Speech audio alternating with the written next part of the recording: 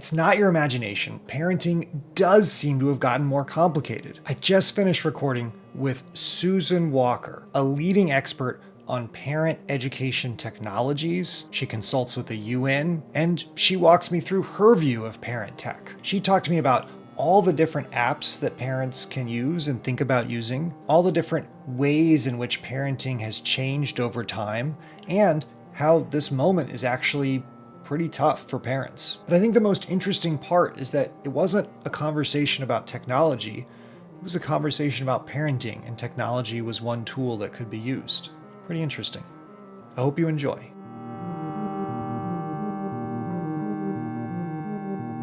Susan, thanks so much for joining. I do want the record to show I asked you if you wanted to be Dr. Walker or Susan. You have graciously said Susan is fine, so I just want everyone to know that. Yep. Thanks so much for talking today to Parent Tech. We talked to folks who are building, researching, thinking about the technology parents use, and I'm just so excited to hear from you. Yay. Well, I'm really excited to be here. This is a lot of fun. Thank you. The biggest question I want to start with is one of historical context. I think many of us, I don't know a lot about parenting in, 1900s, 1800s. I only know about parenting today. I don't even know that much about parenting today. Could you give us a little bit of context that has something changed more recently? Is parenting sort of similar to the way that it was in the past? Is this even a topic of discussion, like the history of parenting? Right. So the history of parenting is definitely a topic. But to answer the question about what has changed, absolutely, technology has changed parenting. Our information and communications technology, I'm always cautious because technology is such a generic term. So when we talk about technology, primarily what I'm referring to is information and communications technology, digital media, that kind of thing, and also artificial intelligence. And so definitely in the last generation, the last 25 years, the advent of technology has really revolutionized all of our lives.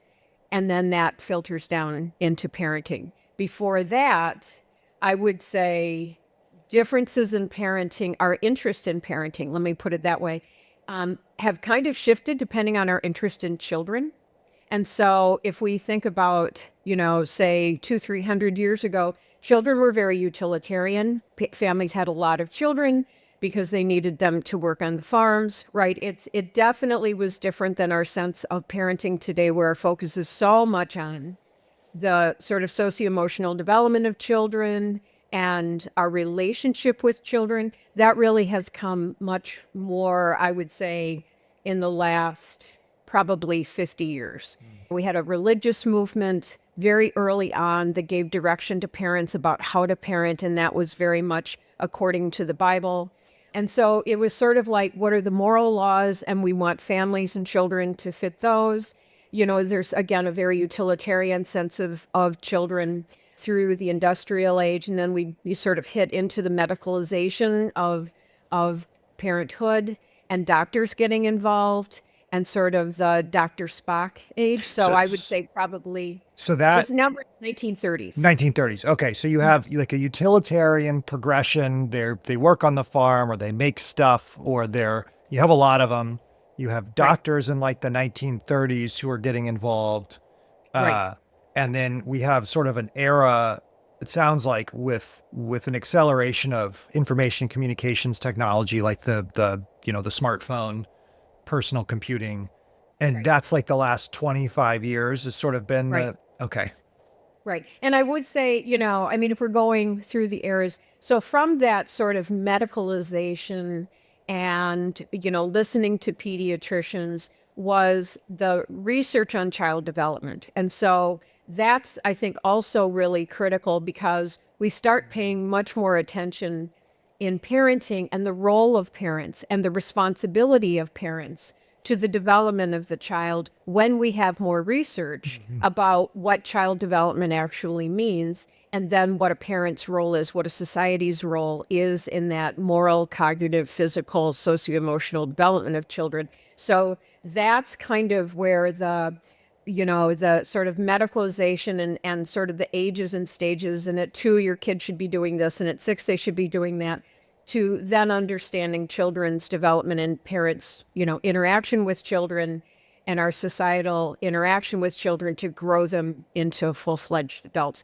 So I would say in between that sort of Dr. Spock era and that beginning of parenting books back in the 1930s and 40s to sort of when technology comes over is this growth of research on child development. Got it.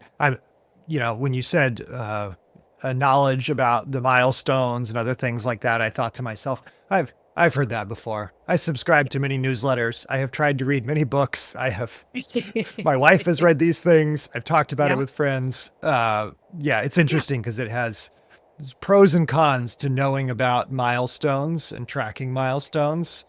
And that probably feeds right into the idea of, kids are not a utility. They're part of us and our identity as parents, and pros and cons to that. Right. And the research on human development continues, right? When we think about human development, so ages and stages largely has to do with the physical development of children, right? And their cognitive development. And so, we think about how old does it, when should my child start walking or talking? Or my child is 3 and they are not doing this yet. Is there something wrong with them? Right. And so that's sort of that piece that parents also can focus on. But again, as we've sort of understood the whole child, right, we don't just focus on the physical development. Yeah. So really interesting, the progression. And it sounds like, probably only for about the last 100 years, we've really been thinking about some of these things. And then the last 25. So, the focus of this is parent tech. And I think about that as the technology that parents use to parent, and then the way in which technology interacts with their children and the development. What do you think has been different over those two sort of sides over the last 25 years? Like, what are a couple things that maybe make this era unique compared to previous iterations of parenting? What makes it unique? A big piece of what makes it unique and really has shifted it for parents is children's use of technology. The age at which children are interacting with technology has gotten younger and younger. And by that, I mean particularly like, smartphones and personal technology. And so as children have gotten younger and younger and the technology has advanced, I think it's just added a lot of stress and concern by parents based on, I don't understand this. I don't understand the impact of this on my child. I don't understand what I can do. I don't understand how I can control it. I hear this barrage of research or different things for people about the internet is bad for children. And yet my child goes to school and they're using technology all over the place. Well, that seems, So I think that one of the biggest differences for parents is keeping up with all of the technology that their children are using. When I was growing up, it was more like, I want to buy Levi's jeans, and my mother going, you can't have that name brand. We're going to go to the thrift shop or Sears or something. Yeah. And but mostly my childhood was very predictable because nothing really had changed a great deal, from when my parents were growing up. Well, everything has changed now with regard to technology and children's introduction to technology. And if it isn't a device, it's the range of software that is on that device. And if it isn't the device that is being used in the home, it's the device that is used by kids' friends or at the school or, at a wider level, threats from a technology company. So I would say that's probably the biggest change for parents. So this is not something that parents sort of imagine, because I think I talked to some parents and they're kind of like, this feels really stressful. This feels, particularly for toddlers, like screen time is one of the most stressful parts of parenting a toddler. And then absolutely when they start getting a phone because they need, let's say like calendaring, schedule maintenance, something like that, then it ends up opening up this whole range of messaging across Right. many different avenues. Right. And it feels like one of the most challenging parts about being a parent now. And it feels as if there's no like really solid guidance. There is like, don't do it at all, or like do a whole bunch of it and don't even worry about it because they have to be exposed, somehow. And both of Right. those sides seem sort of flawed. And I don't know, I feel validated that this is such a challenging question for so many. Right. In the parenting world, we usually say you can't drive a car without taking lessons and getting a license, but anybody can become a parent, Yeah. right?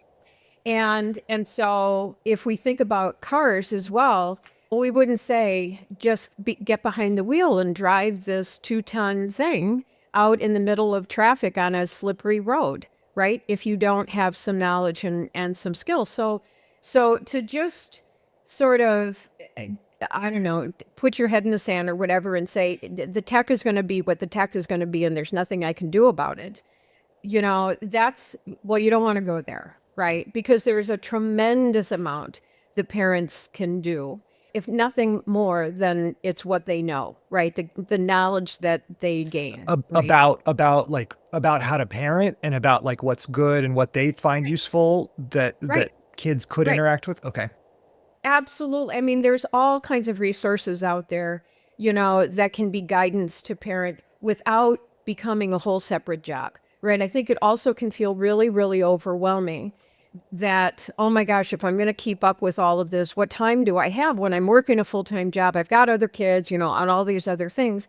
And so it's not to say I'm not going to do it at all, but it's also finding those key resources that can be helpful to gain the knowledge. Yeah. So yeah, I would say, definitely that. On the other side of it is to, I don't think, be so hyper aware or afraid of it. I know people that are like, no phones, my kid's not going to have this, or, whatever. It's almost impossible. Like my college students would always point out this hypocrisy because in some of their classes, they would have professors who would say, no technology in the classroom, no laptops, no phones, or whatever. And they say, but at the same university, I can't even go to a bookstore and buy my books anymore. Yeah. Everything is online. My grades are online. My classes are online. I register for courses online. And so if technology is so much a part of a world, why is it segmented in this classroom, right? And so this is where I think we need to be very thoughtful about it and just sort of find those middle ground, but that middle ground that fits for us as individuals. Yeah. And the intentionality has come up over and over again in this parent tech work, being Yep. thoughtful, trying to figure it out. And then I somewhat ironically, I just published a newsletter interview with a friend who's got 3 kids that are, sort of like 18-ish or above. And she basically said the technology got pushed on them by public schooling, where the schedules became unmanageable unless they could get a hold of their kid. And then all of a sudden, the kid has a smartphone, and you sort of couldn't avoid it. Right. You just had to manage it and learn how to work with it and sort of wring the utility and the entertainment out of the device, Right. and try to avoid some of the negativity that could also come from it. Exactly. Exactly. So Yeah. you mentioned some different resources and things that you could do. One of the things that helped in our last conversation, I sort of said parent tech, the things that parents use to help themselves parent. And you had like a whole construct of, it could be apps like this. It could be things like, could you just kind of run us through that? Just, it opened my mind a little bit to how many things I could use to help me, whether Yeah. content or, kind of just management materials. Yeah, I mean, the way I look at technology is that it's a tool, right? That they are tools. And like any tool, we choose a tool based on what we need it to do for us. And especially when it comes to apps that are developed, there are, they really cover a wide range. And so I think as an individual parent, if I was going to use an app, I would, it might be for information. It might be for content, right? So it maybe I'm using a parenting app and it's age appropriate. And so I'm segmenting what I read about the latest information about, say, kids from 9 to 12, or kids, young children from birth to 5. And so I'm just going on it to get the latest information, right? It's quicker than going on social media and asking a question. It's somebody is curating all of that information and it's offering me in an app, right? I might also be using it as a parent. So we think of parenting roles, right? And so one of my roles is that I'm knowledgeable about parenting and I stay up to date about that knowledge, wide breadth of knowledge. Another one of my roles is that I want to monitor my child's well-being. And so in the old days, right, we would get the growth, the height and weight chart. And every time we go to the pediatrician, we would make that little dot. Well, we don't have to do that anymore. Now everything is digital, right? I do And still get a every time paper and I like it, but well, yes, yes. good. Yeah, yeah. And so, but that's a perfect example, Andrew, of individual differences, right? What I hear from a lot of parents is, oh, I love the efficiency that I can just go on this app and maybe I can just take my phone and just connect it to my doctor's phone and I'll send all of that information. I was just seeing the other day that there's an app now that through Inspire that all I have to do is look at it and it tells me my blood pressure. It tells me just by looking at it, just by facial recognition, right? But getting back to the monitoring. So it could be that I'm monitoring my children's health. I might be monitoring their play dates. I may be, especially let's say that I'm in a divorce situation. And so between my partner and I, we're monitoring, and coordinating which child, where the child's going to be at what time. I might be monitoring my spending, the budgeting. I might be monitoring the child's screen time. So there's sort of that physical action of monitoring that might do. There's also a very, very important component of connectivity and the social piece. And many, many apps now are combining all of these, right? So it isn't just one thing, but that social component, and we can go on off on this forever because sort of the social connectivity for parents is like my number one thing. But that social piece, it might connect me to other parents of 3-year-olds. And this was in the very early research on parents and technology. It was actually driven by parents who had a special needs child. Because what we were finding in that world, because one of the things we need to think of the internet, and this is really important, is that it's a second environment, right? So we have the physical environment, but we also have the internet as another environment. And so there were parents who were not finding a resource that they needed in their physical environment. They didn't know any other parent, say, who had a 3-year-old with a neuromuscular disorder. And so they could go on and join an old-fashioned chat room, right, or a discussion forum, and that's where they got information. That's where they found that connection. Or you would have a parent, I used to show a video that it was like back in 2009, and it was about digital parenting, and they featured a woman who Twittered her childbirth. And oh my gosh, the parenting professionals just hit the board, and I pointed out and I said, I've worked with women in incredibly rural areas, right? That they don't know anybody for miles around. They are there by themselves with a brand new baby. Well, you have a child with colic that will not let you sleep. Your stress level goes up and up and up. And if your one connection to the outside world is through Twitter, why is that a bad thing, right? If that offers the mom some social support and she feels better because she has a connection to the outside world, that's a good thing. So the social component through some of these apps is another big piece, right? So we have the sort of the knowledge piece, we have the monitoring piece, we have the connection piece. So that's just 3. But I think it like any app, it kind of depends on what do we need it for to complement what we have in the rest of our lives. Yeah, it was interesting. I started this conversation. I used an app, the Good Insight app from Dr. Becky, and I was sort of like, is this good? I mean, I had a really good experience. It was really useful, and you sort of walked through, like, what was I probably getting from it? What are some of the signs that maybe it was a good, useful source of content? Mm-hmm. What are some of the things that we as parents should be looking for when we interact with, it's technology that does one of these things? Like, what should we feel What should we look for? What should we steer away from? I just thought that was useful. Yeah. So if I was looking for an app, I'd want to look first is at its reputation. Um, it's and who's behind the app, right? And so when you mentioned Dr. Becky, so Dr. Becky is very well known. My parenting educators here in Minnesota love Dr. Becky. And to me, that's a real testament, right? And so if the parenting educators that I work with who are really solid in their work have a respected source, then that gives me a lot of value for that source as well. I would look at, I'm big on Dr. Dan Siegel. Dr. Siegel is a neuroscientist, and he has a wonderful book called Parenting from the Inside Out that we use in our parenting education program. And so part of it is I would look at the expertise, like who is this person, behind it. They don't need to be an MD. They don't need to be, a PhD, but I am interested in what their training is and especially what their perspective and orientation is. And because, if we look at sort of the sleep literature, there are different perspectives about the sort of quote unquote best way to help children sleep through the night. And it may be based on certain research, but newer research may have disproved that particular theory. So that currency, especially if something is really solid and saying that it's research based, I also want to see how current that research is.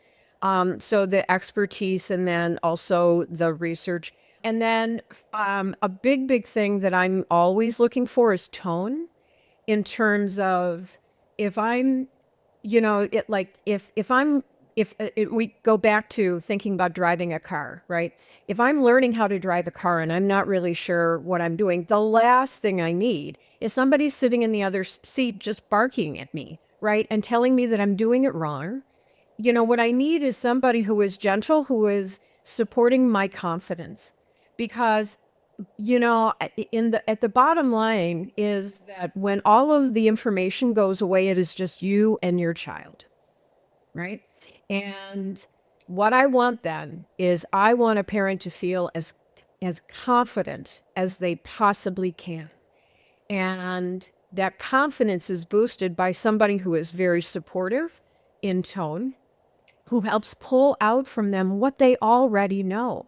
And that a lot of what we already know based on our instincts for the great majority of us, right, is really good. I mean, we are basing it on all of the adult messages we're getting about society and how to be good moral citizens and growing up in our families and what we learned in school and just all of our social interactions and stuff like that. So I think generally we're pretty good people. And so that's what we're doing with our parenting. And so, but it's a very new thing for a lot of people. And so we're very underconfident. And so I think I really want that app, that book, that podcast, that blog, whatever it is that somebody is using as a resource, I want it to really support me, right? I want to leave there feeling like, this was a really good resource that I can come back to. But you know what? I feel pretty good about what I'm doing. So the confidence piece, the tone of it, I think is really, really good. I love things that are simple. One of my favorite parenting books is by Larry Steinberg, who was a professor at Penn. I think he's still there. And he's an adolescent researcher, but he wrote a book called, I think, The 10 Basic Principles of Good Parenting. It's a slim little volume, very easy to read. And I would use this as a textbook in my classes because it's just like these are very simple principles. They're all based on really good research, but it's not something that is, has 18 pages of references at the end. And it's like it would sit for every parent, right? Because it's good, basic, common stuff, sense stuff. So I like the simple stuff, the stuff that gets really complicated. No one's going to follow You anyway. just don't remember. You're too tired most of the time to like really fully put it. Yeah. I think it's so interesting the amount of time you spend on credentials and background and research, which to be honest, I was like, oh, that sounds like a whole other set of things I have to do. And then you spent even more time and for people listening, I have a much wider set of hands here.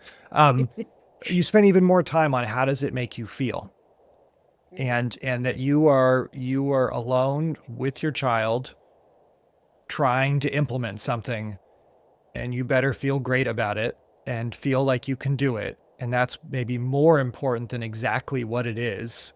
Yep. Um, because you probably wouldn't be listening to it if if it's really harmful. It's unlikely. Exactly. Exactly. And there's, we're sort of coming full circle in a way, to being not only intentional, but also listening. There's, and a lot of a, a lot of parenting, I mean, and me included, it's just like the best source of information you have about parenting your child is your child. Because if you have more than one child, every kid is going to be different, right? Their temperament may vary. They may be a different gender. There are certainly different ages, right? Whatever. You're a different person. So if you have a child when you're 30 and you have your third child and you're 40, that 10 years of your own adult development, that also makes you a very different person, right? Your own different perspectives. And so the more that we just slow down, we don't impose things on our children, but we listen to them and we let them tell us what they need. I think they also will pick up from us that kind of slowing down of, well, what do you think you need? Right? So that we're more along the side of the child as that guide than we are that authoritarian that is like saying, now you do this, now you do this. The other nice thing, I think, I'm big on modeling too. And from the standpoint of, if I read a parenting book or I have a parenting resource that is very supportive and very comforting and very much building my own confidence, of course, that's going to be a really good message for how I talk to my child, Yeah, right? that's a really good And point. yeah, and also the other piece of that is if I'm under a sort of a parenting education situation that is like, and you have to do this, and that the research tells you have to do this, and if you do this, then when your child is, a teenager, then they're going to go to Harvard and stuff like that.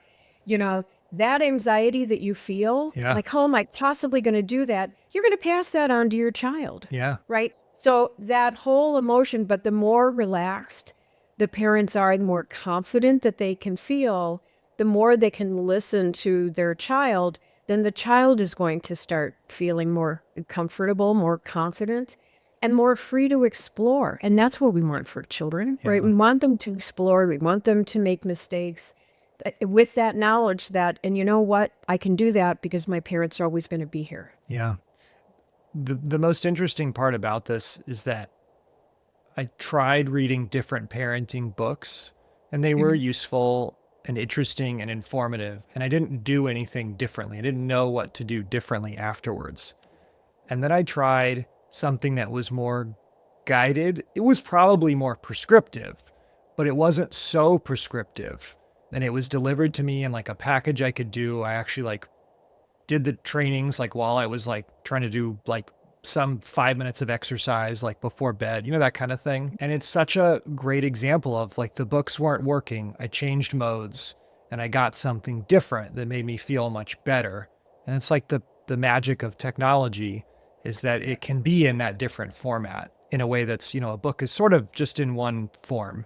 Yeah, So it's nice to have everything in one package. Anyway, I yeah. I just like I think that point about like feeling more like confident and more secure and being able to create that base is interesting because it's not about technology. Great. Technology is enabling something else to happen.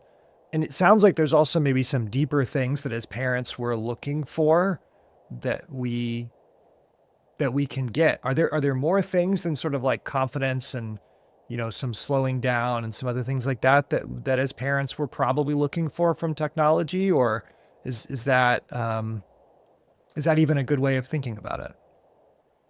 So, kind of a different perspective is the efficiency. So, I'd say one of the big differences that technology has offered, and this is the pushback if people were to say, let's go back to the 1960s or, whatever. or the counter to, well, life was better before we had technology. Well, was it though? I mean, there are tremendous efficiencies that technology does offer us now. And COVID, I think, is a perfect example, doing this podcast the way that we're doing it, right? So I think one thing, and don't know if it's something that we're looking for, but it's something that technology offers us as parents, certainly, is all of these efficiencies, right? I mean, we have our appliances talk to each other, and then they talk to our phones, and I don't need to go to the drugstore to have my blood pressure taken. I can just like look at my phone, and Yeah. it'll tell me what it is. And people argue then, right, that that's so much of a time saver that it frees us up to do other things. And I would say, yes, that's true. When, if I think about registering for college classes and standing in the gym and then going from table to table with a paper that somebody had to sign, and that could take all afternoon, and now I could do it at my computer in 5 minutes. That's great, right? So definitely things are more efficient. I guess I would just push on that and just say, what are we doing with that extra time? Right. Yeah. And are we capitalizing on that efficiency in very positive ways? Or are we somehow giving into the lure of technology because of it might save time doing these things, but on the other hand, we may get stuck into doom scrolling or watching videos on TikTok or, something like that, or using it as a babysitter, sometimes, or giving it to our children at dinner because, we have so much going on that we just need some quiet time. And I'm not saying that's a bad thing. I'm just saying, again, this is that intentionality of when we're using technology, just being more intentional about how we're using it and not saying, oh, well, technology is great because it saved me so much time. Yes. And what else are you doing with it? Yeah. Does that make sense? It does. The point about looking for, information to make you more confident. And, of course, there are some really legitimate reasons you need to monitor something your child was doing. Are they going to the bathroom? Getting support and communication with other people maybe going through the same thing, whether it's just the same age or whether there's some specific disability or something like that. It's a really good point about efficiency. We can do these things faster, but what are we doing instead? And what are we doing that's better? And how should we be approaching it? Yeah, if I can give one example, and COVID really brought this to light is a sense of boundaries.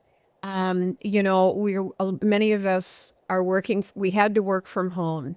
And now I think the research is saying that if employees are given the choice, they prefer to work from home. And because parents are really good at multitasking, but sometimes that multitasking means that we're also not great at boundaries, like time or place boundaries. If we go to the workplace, there was always that I'm dropping my child off at school, I'm dropping my child off at childcare, and I'm going to this physical place, and I'm in this physical place for 8 hours, and then I leave that physical place, right? And now, if we work from home, we don't have those physical boundaries anymore.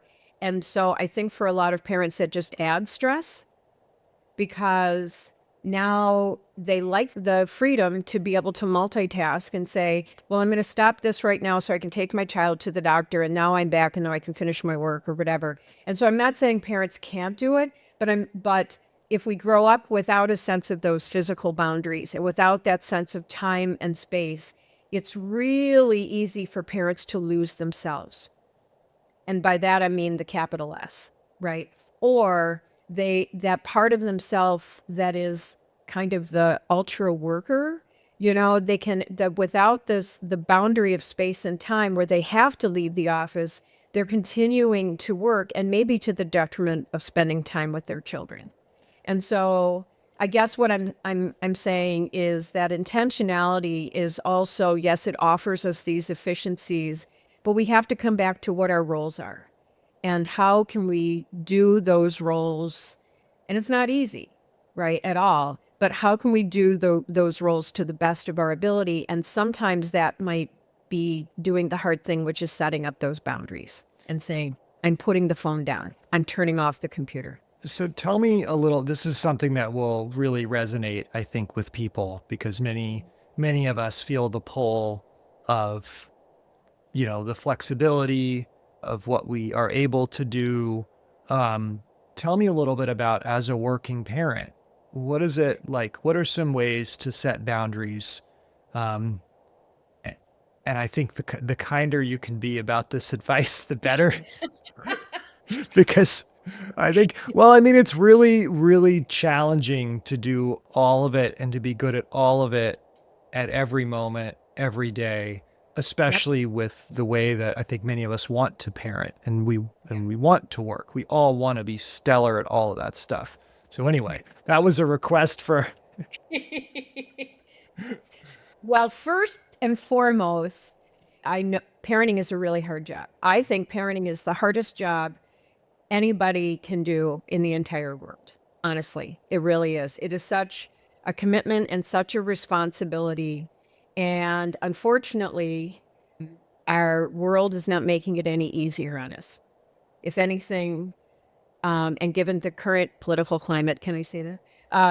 you could say it. Families are collateral damage. And I honestly believe when I look at the indirect impacts of a lot of the administrative policies, parents are going to suffer, families are going to suffer. And so if parenting was already hard, and there is research to support that parents' perception of parenting is that it's much harder now than it's ever Oh, been. really? I didn't know that. Yeah. Validating. Yeah. Yep. Of course, it's a cohort effect, right? Yeah, And yeah, so yeah. who you're asking. But I would say, as I look again, if we go full circle, that I do think that this advent of technology, has just added on, right, to make things even harder. So bottom line, I It's absolutely harder. believe It is it is harder. But it is hard. what do we do? Like what are some actions we can take? And I do Okay. appreciate the like acknowledgement that it is a tough thing. No, okay, so the first thing is to know the parent you want to be. And I would say if you don't use a parenting app, if you use a meditation app, if you use whatever you can do to slow the heck down and really get in touch with yourself and really know the adult you want to be, the parent you want to be, what you want to give to your children. And I don't mean physically or financially, I mean of your time, of who you are as a unique human being. Like, I'm going to start crying. And because most of us get into parenting and we haven't had time to even think about that. And based on our age, based on our busyness, based on the expectations in society that we become parents, whatever. And so I do think that the number one thing is to start from your core and really know, because the most confident parents that I know are the ones that are parenting truly from the inside out. They're not parenting with their heads. They're not parenting around them with expectations. They are parenting from inside, and they know what they want. They know what they want of themselves as parents, which is different than what I want of myself as a worker, or what I want of myself as my parent's child, or what I want as a citizen, right? But what do I want of myself as a parent? I think that is key, because then that helps us set goals for how we spend our time. And if we answer that question of, I want to be a real part of this child's life, right? Then we make time for that. And that's where the boundaries come in. And that's where our choices come in with the types of jobs that we take or the places that we take jobs. I mean, you're in San Francisco, right? So there was an ad from Silicon Valley that they took down, they posted it and then they took it down. And it was a picture of this guy, and it was something like I spend so much time, I think it was for Google, but anyway, it was just like, spend so much time at my job that I never get a chance to see my kids, right? And it was just like, holy, like, you don't say that. So, but that's a choice. Right. And believe me, I'm the last person to not acknowledge that many times our choices are limited and that we are constrained by the money that we have to make or the places that we live. So I'm not being a Pollyanna, but I am saying within the choices that we have, that if part of our desire is to spend the greatest amount of time that we can with our child and truly be there. I used to tell my child development classes, if I could summarize good parenting in 2 words, I would say, be there. Be there. Yeah. Be there for your child. Listen to your child. So this is just a long-winded way of saying, I think that that's the number one thing, right? Is knowing the parent you want to be. And then from that is knowing what your expectations are from your job, if we're talking about jobs, and seeing what kind of compromise or latitude you might have. If there's if there is any kind of flexibility, some people really like a set 8 to 5 job or whatever it is because it's very predictable. And then they can plan their time before them. They can plan their time after that. That's the predictability. And their kids know the predictability, Right. right? You also have to think about children's perception of parents' Right. work. And so, so there could be that, but there could also be that flexibility of, I like the type of job that I'm available to my child to be able to take them to the doctor or pick them up from school or something like that. And that's also a choice.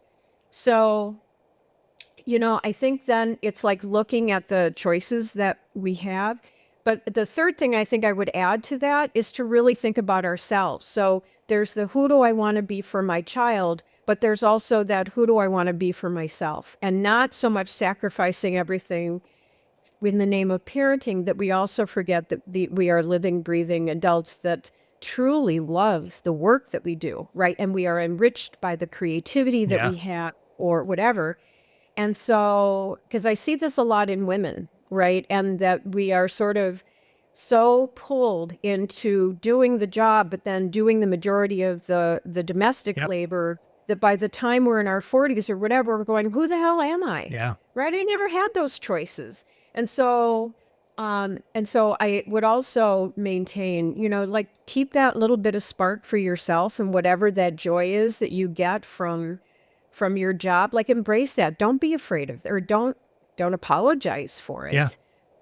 So it's not easy. And I know that I'm saying like be there for your kids, but be there for yourself and everything. It's not easy. But again, what I found is the more that we're centered in ourselves, the easier, or at least the better we feel about the choices we make. Yeah. I mean, the most interesting part about this to me is ostensibly this is a conversation about parenting technology. And it turns out it's actually a conversation about parenting and then how to enable all of the things you want to be able to do through technology. I shouldn't say all of. Enable as many of them as you can. It's a tool. It's a shovel, right? If you want to dig a hole, you get a shovel. You can dig a hole with a stick, but it just takes a lot longer and might be really frustrating. And that was, it's really interesting.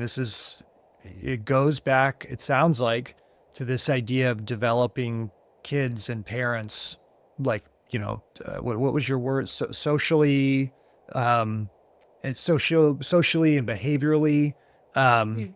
essentially, Yeah. like that's what you're talking about here. And so then of course it's all mixed up into sense of self and what kind of parent do you want to be and where do you get your self-worth from.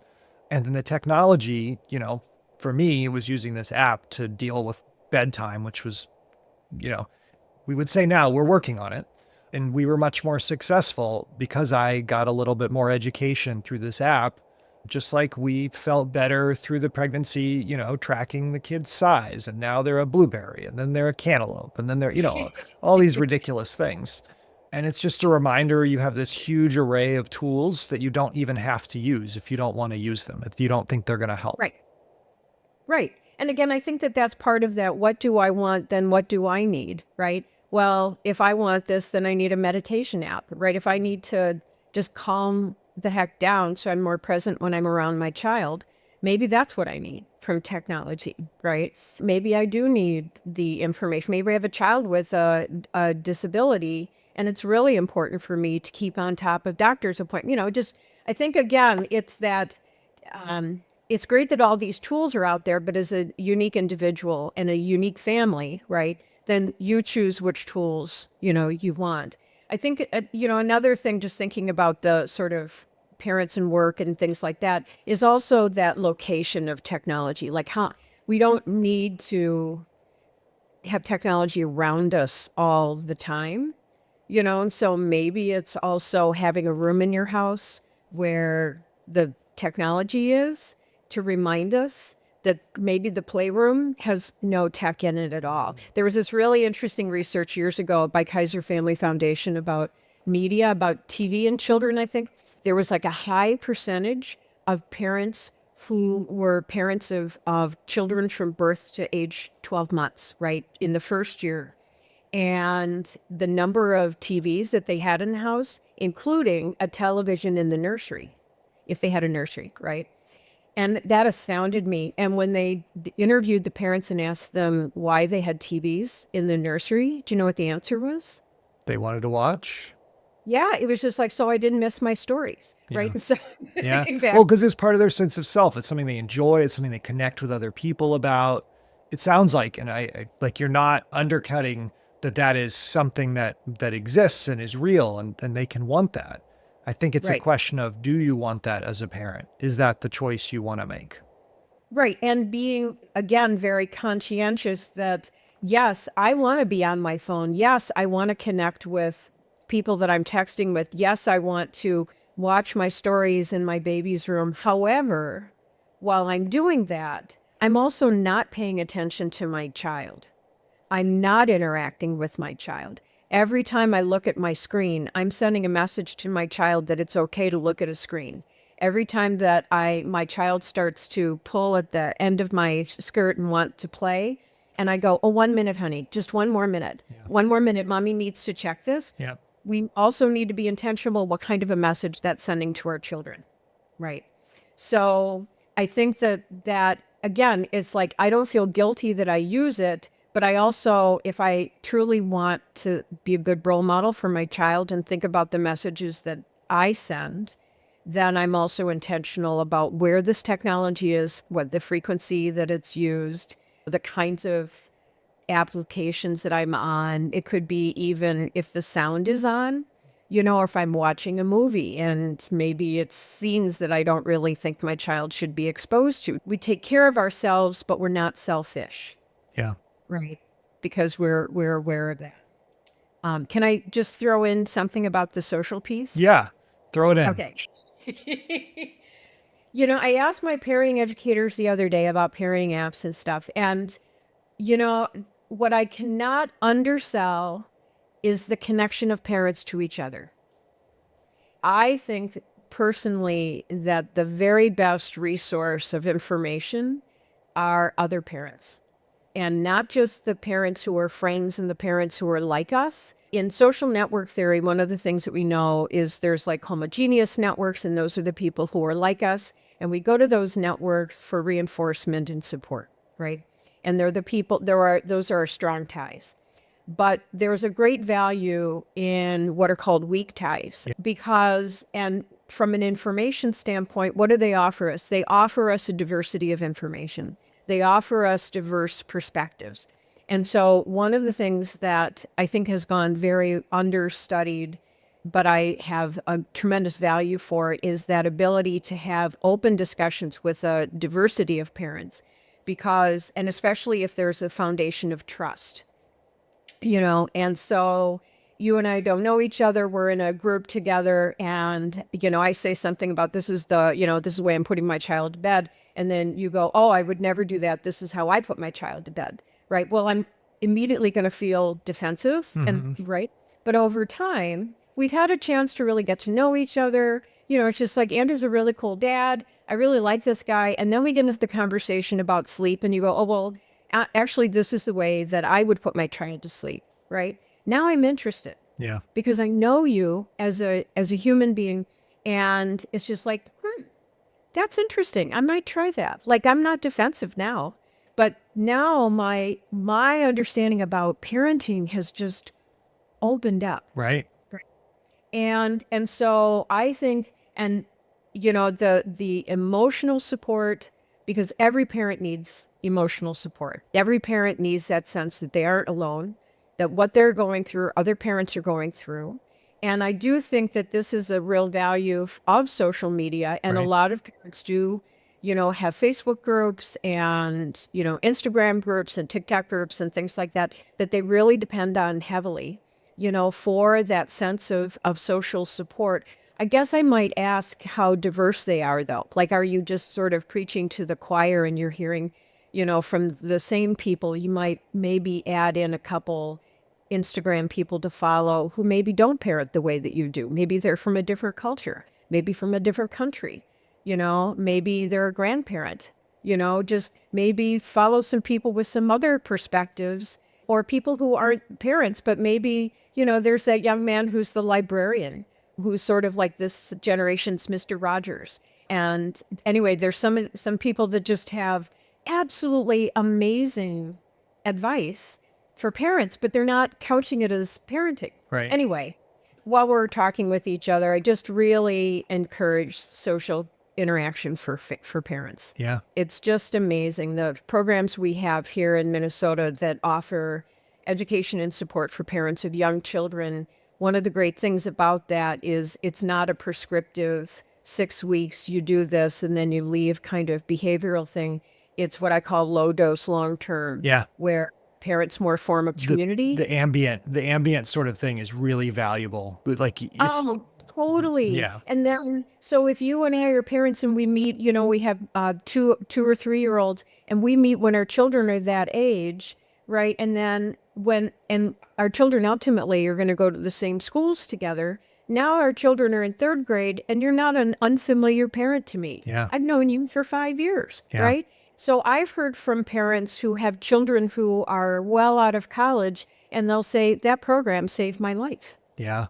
There was a new parent, I didn't know what to do, or I had 3 children, and the 4th one, was born prematurely. Yeah. Or the 4th one had Down syndrome. If I didn't have that sense of connection in my community, I don't know what I would have done. Yeah. Susan, I just greatly appreciate the time, the insight, the experience you've shared. I may follow up with you a little bit on these groups because I think there's probably some good ways to run them and some challenging things to navigate through there. Totally. But I do think on the whole, incredibly positive for many folks. That makes, yeah. Thanks for joining Yes. Parent Tech. Oh, thank you very much. I'm sorry we didn't talk more about technology. I guess we could have done. We talked plenty about technology. Thanks, Susan. But if anybody has any questions, I'm happy to answer them too in a chat or whatever.